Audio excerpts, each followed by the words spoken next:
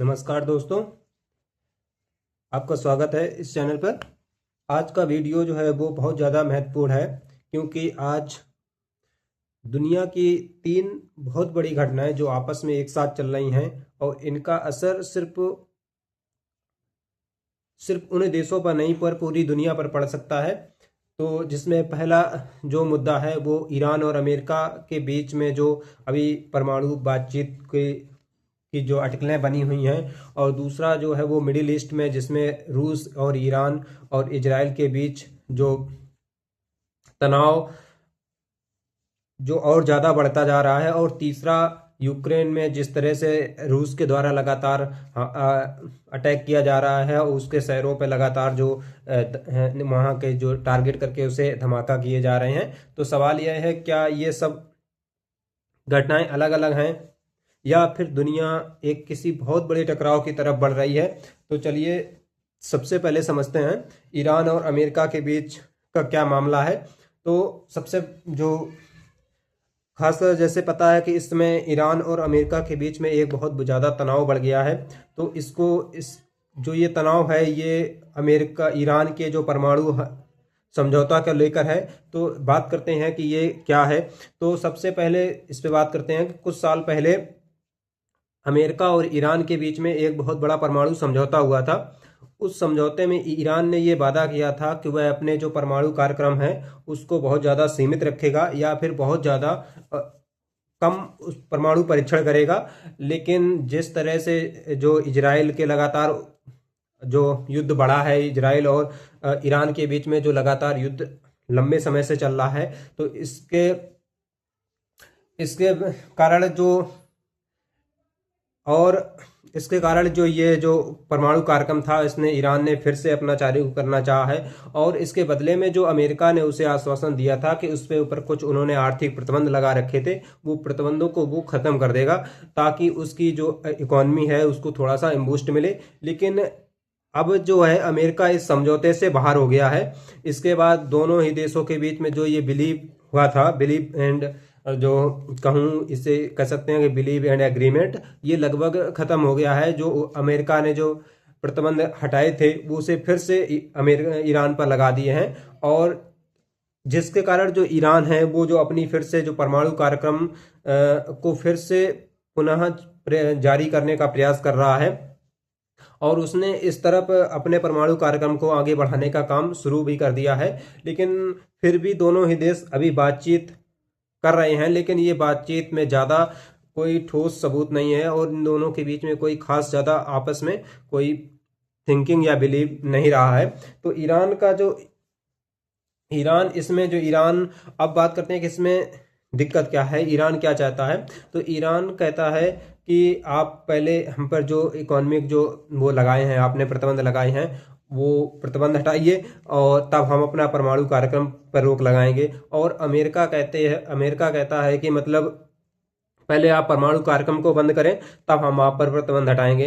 तो यानी कि दोनों तरफ से जो इस समय सिचुएशन है वो पहले आप वाली है कि आप पहले बंद करिए और आप पहले बंद करिए, यही सबसे बड़ा इसमें विवाद बन गया है और इसके जो वार्तालाप की सबसे बड़ी अड़चन बन चुकी है। अब इसमें सबसे ज़्यादा जो तकनीकी बात समझने की है कि जो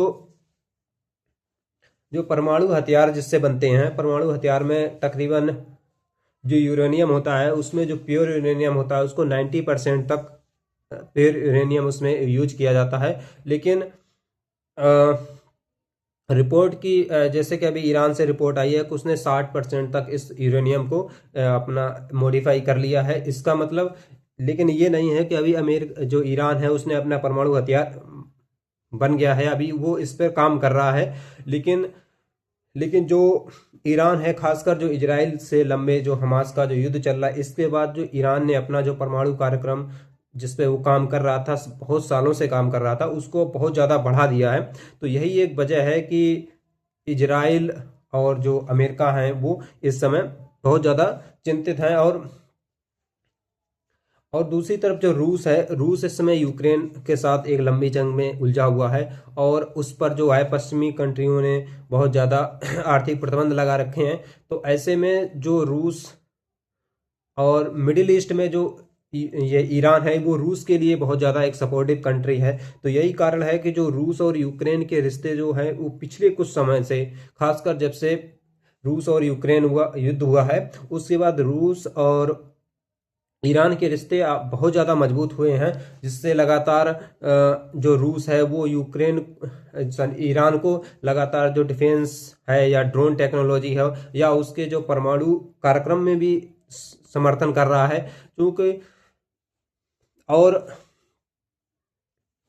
जो ईरान है वो रूस को जो ड्रोन टेक्नोलॉजी प्रोवाइड कर रहा है, क्योंकि जो यूक्रेन के साथ रूस को युद्ध में बहुत ज़्यादा ड्रोन्स की ज़रूरत पड़ी है और ईरान के पास एक ड्रोन टेक्नोलॉजी थोड़ी, ये कहूँ कि ईरान जो रूस से है वो ज़्यादा है, इसलिए वो रूस के ये फेवर में है। अब बात करते हैं कि दोनों की एक दूसरे से बहुत ज़्यादा ज़रूरतें भी हैं, दोनों एक दूसरे की ज़रूरतों को काफ़ी हद तक पूरा कर रहे हैं। तो यही कारण है कि दोनों ही इस समय बहुत ज़्यादा करीब आ चुके हैं। और दूसरी तरफ इजराइल है।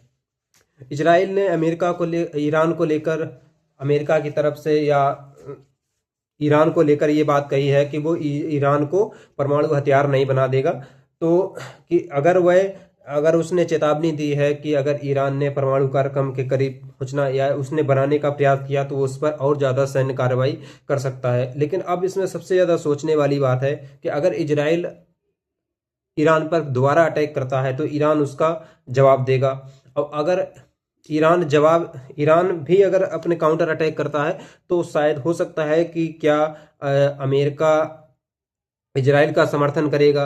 और इसमें सबसे बड़ा दिलचस्प सवाल ये है कि अगर अमेरिका इजराइल का समर्थन करेगा तो क्या रूस की इसमें क्या प्रतिक्रिया होने वाली है। तो यही वो सबसे बड़ा संभावना बन रही है पूरे विश्व में इस समय बहुत ज़्यादा, कि जिसके लेकर पूरी दुनिया में बहुत ज़्यादा चिंताजनक स्थिति बनी हुई है। और इसमें सबसे बड़ा जो सबसे महत्वपूर्ण जो इसमें बात है वो हार्मुज जल संधि है, जो कि अब इसको लेकर क्या है कि ये जो दुनिया का सबसे बड़ा जो ऑयल मार्केट है जो कि ईरान से आ जाता है, और इसका जो सबसे बड़ा जो तेल का जो व्यापार होता है वो इसी रास्ते से होता है, वो हार्मुज जल डमरू मध्य के मार्ग से। अगर इस युद्ध में और ज़्यादा तनाव बढ़ा या टकराव और ज़्यादा हुआ तो वहाँ की जो तेल की जो सप्लाई है वो बहुत ज़्यादा प्रभावित हो सकती है। इससे आने वाले समय में दुनिया में पेट्रोल और डीजल की कीमतें और ज़्यादा बढ़ने वाली हैं। इसका असर दुनिया में की महंगाई पर भी पड़ेगा और खासकर इसमें जो भारत जैसे देश हैं इससे बहुत ज़्यादा प्रभावित होंगे। और हो सकता है कि भविष्य में भारत में जो तेल की कीमतें हैं वो और ज़्यादा बढ़ें। और दूसरी तरफ जो है, अब बात करते हैं रूस और यूक्रेन की।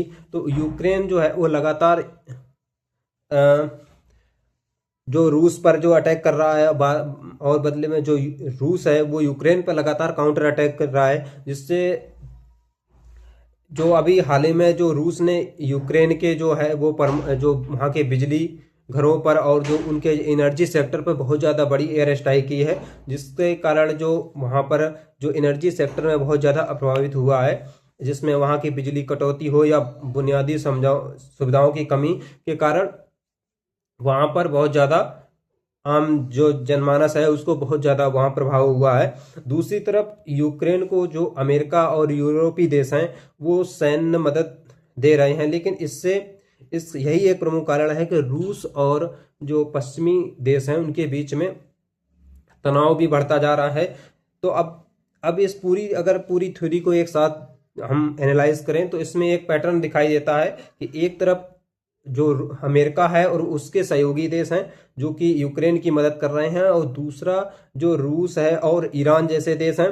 तो इनके बीच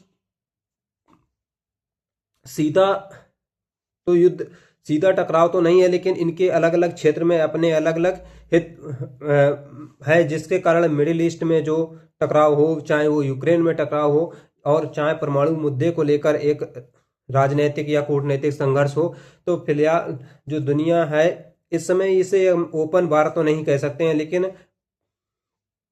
पूरी दुनिया में एक तरीके से एक तनाव की स्थिति बनी हुई है। कि अब इसमें होता है कि अब आगे इसमें क्या हो सकता है, क्या ईरान और अमेरिका के बीच में जो अभी बातचीत जारी है, क्या अगर ये बातचीत सफल हुई तो मिडिल ईस्ट में जो तनाव है वो थोड़ा कम हो सकता है। और अगर बातचीत विफल रही तो इसमें तनाव तो और ज़्यादा बढ़ सकता है। और इसके कारण जो और दूसरा इसमें कारण है कि अगर रूस और यूक्रेन का युद्ध लंबा चलता है तो रूस और पश्चिमी देश की दूरी और ज़्यादा बढ़ सकती है। तो दोस्तों इससे यह जो स्थिति है वो बहुत ज़्यादा संवेदनशील है और इसमें आने वाले कुछ जो समय है, कुछ महीने हैं, वो बहुत ज़्यादा महत्वपूर्ण हो सकते हैं कि लेकिन इसमें देखने वाली बात है कि इस समय पूरी दुनिया कोई कूटनीतिक का रास्ता निकाल पाती है या फिर और ज़्यादा संघर्ष बढ़ने वाला है। तो आपको क्या लगता है कि क्या यह मामला बातचीत से सुलझ जाएगा या फिर और ज़्यादा हालत गंभीर होंगे? कमेंट में अपनी राय अवश्य दें। और अगर आपको इसी तरह की अंतर्राष्ट्रीय जो खबरों में रुचि रखते हैं तो आप हमारे चैनल को अवश्य सब्सक्राइब करें। और नमस्कार।